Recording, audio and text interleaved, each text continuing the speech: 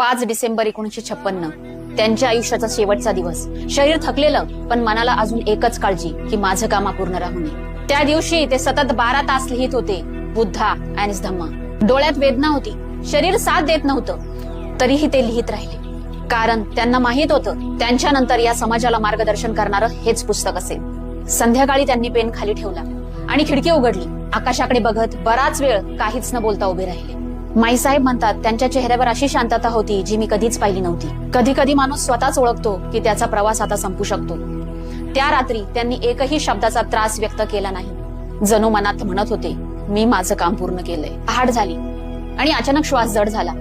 माईसाहेबांनी डॉक्टरांना बोलवूपर्यंत त्यांनी आधीच जगाचा निरोप घेतला होता. 6 डिसेंबर 1956 ते अगदी शांतपणे गेले, जणू एखादा थकलेला प्रवासी ज्याने शेवटची ओळ पूर्ण करून डोळे मिटले. ही बातमी पसरायला 10 मिनिट लागली आणि देशभर शांतता पसरली.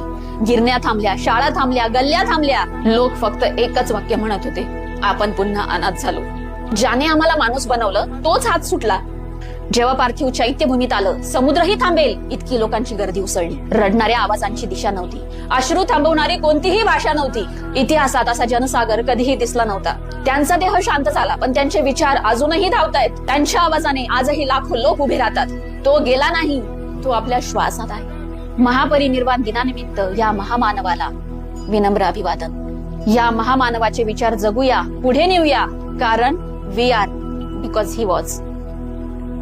जय भीम.